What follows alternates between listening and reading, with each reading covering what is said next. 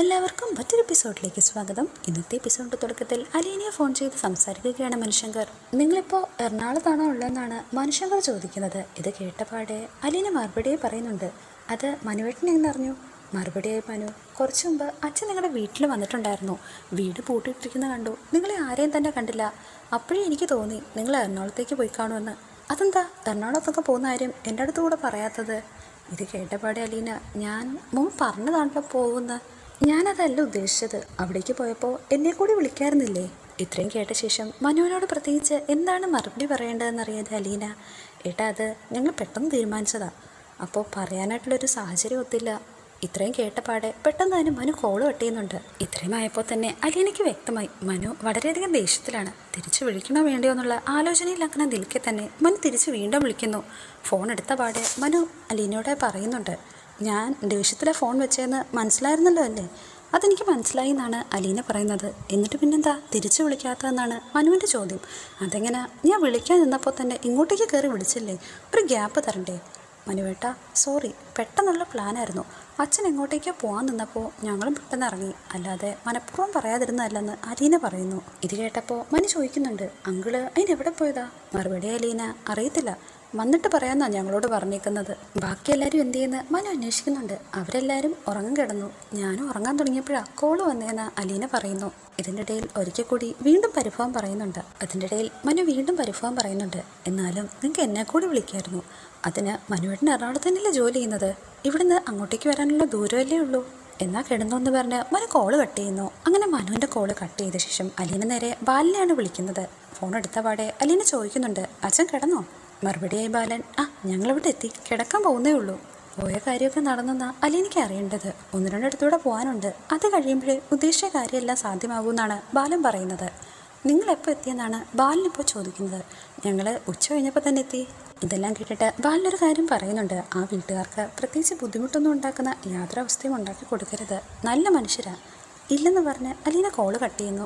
ബാലൻ്റെ call കൂടി കഴിഞ്ഞപ്പോൾ രേവതിക്കുട്ടി ചോദിക്കുന്നുണ്ട്, ഇനി ആരെങ്കിലും ഉണ്ടോ വിളിക്കാൻ? ഇല്ലെന്ന് പറഞ്ഞ ശേഷം അലീനയെ കുട്ടി നാളത്തേക്കുള്ള കാര്യങ്ങളെല്ലാം പ്ലാൻ ചെയ്യാൻ രേവതി അവിടെ നിന്ന് പോകുന്നു. ഈ സമയം ഒരു ഓട്ടോയിൽ മനുഷ്യങ്കരുടെ പെങ്ങൾ വന്ന് ഇറങ്ങുന്നുണ്ട്. മനുവിനെ കണ്ടപാടെ, ഏട്ടനിവിടെ ഉണ്ടായിട്ട് ഈ കാറിവിടെ കിടന്നിട്ടാണോ ഞാനിപ്പോൾ ഈ ഓട്ടോ വരേണ്ട അവസ്ഥയായത്? ഒന്ന് വിളിക്കാൻ വന്നൂടെ? വരാൻ പറഞ്ഞപ്പോൾ എന്താ ഗമയായിരുന്നോ? മറുപടിയും മനു, ഓട്ടോക്കാരനും കൂടെ ജീവിച്ചു പോട്ടെ, എന്നാൽ പിന്നെ ഓട്ടോക്കൂലി ഏട്ടൻ കൊടുത്തു എന്ന് പറഞ്ഞ് പെങ്ങൾ അവിടെ നിന്ന് പോകുന്നു. വീട്ടിനകത്തേക്ക് കയറി വന്ന പാടെ കമലയുടെ വക ക്വസ്റ്റ്യൻ ചെയ്യലുണ്ട്. ഇന്നലെ നീ എവിടെ ആയിരുന്നു? ശനിയാഴ്ചയായിട്ട് എന്താ വീട്ടിലേക്ക് വരാഞ്ഞത്? മറുപടിയായി മകൾ, അത് ഇന്നലെ ഒരു ബർത്ത്ഡേ പാർട്ടി ഉണ്ടായിരുന്നു. ഇന്നലെ ഫുൾ ഞങ്ങൾ റിസോർട്ടിലായിരുന്നു. ഇന്ന് രാവിലെ ഞാൻ ഇങ്ങോട്ടേക്ക് പോകുന്നു. അപ്പം നിനക്ക് നല്ല ഹോസ്റ്റലൊന്നും കയറണ്ടേന്ന് കമൽ ചോദിക്കുമ്പോൾ, പാതിരാത്രി ചെന്നാൽ ഏത് ഹോസ്റ്റലാണ് കയറ്റുന്നത്? അതുകൊണ്ട് തന്നെ ഞങ്ങളെല്ലാവരും നല്ല റിസോർട്ടിൽ കിടന്നു. അവരുടെ ആ വഴക്ക് കേട്ട് അങ്ങോട്ടേക്ക് വരികയാണ് ശിവേട്ടൻ. എന്താ ഇവിടെ പ്രശ്നം? എന്താ രണ്ടുപേരോട് ബഹളം വെക്കുന്നത്? മറുപടിയായി മകൾ, അച്ഛാ അത് ഞാൻ എല്ലാ കാര്യങ്ങളും വിശദമായി അമ്മയോട് പറഞ്ഞിട്ടുണ്ട്. അമ്മ പറഞ്ഞു തരും, അച്ഛൻ ചോദിച്ചു നോക്ക്. ഇത്രയും പറഞ്ഞ ശേഷം അവൾ അവിടെ നിന്ന് പോകുന്നു. ഇപ്പോൾ ബാലൻ സ്റ്റാൻലിയെ തേടി ഔതക്കുട്ടിയുടെ വീട്ടിലേക്ക് എത്തിയിരിക്കുകയാണ്. അങ്ങനെ ബാലചന്ദ്രൻ ആ വീടിൻ്റെ കോളിംഗ് അമർത്തുമ്പോൾ ഡോർ വന്ന് തുറക്കുന്നത് ആൻസിയാണ്. ആരാ? മനസ്സിലായില്ല. ആരെ കാണാനായിട്ടെന്നാണ് ആൻസിയുടെ ചോദ്യം. ഇത് ഔതക്കുട്ടിയുടെ വീടല്ലേ? ഇത് കേട്ടപാടെ മടിച്ചുകൊണ്ട്, അല്ല, ഇത് റോബിച്ചൻ്റെ വീടാ. റോബിച്ചൻ്റെ അപ്പനാണ് ഔതക്കുട്ടി. എന്തൊക്കെയായാലും ആളകത്തുണ്ടോ എന്നാണ് ബാലൻ അറിയേണ്ടത്. ഞാൻ ഒന്ന് കയറി കണ്ടോട്ടെ എന്ന് ചോദിച്ച ശേഷം അവരുടെ കൂടെ ബാലനും അകത്തേക്ക് കയറുന്നു. ഔതക്കുട്ടി ബാലിനെ കണ്ടിട്ട് സൂക്ഷിച്ചൊന്ന് നോക്കിയിട്ട്, നമ്മൾ തമ്മിൽ എങ്ങനെ പരിചയം?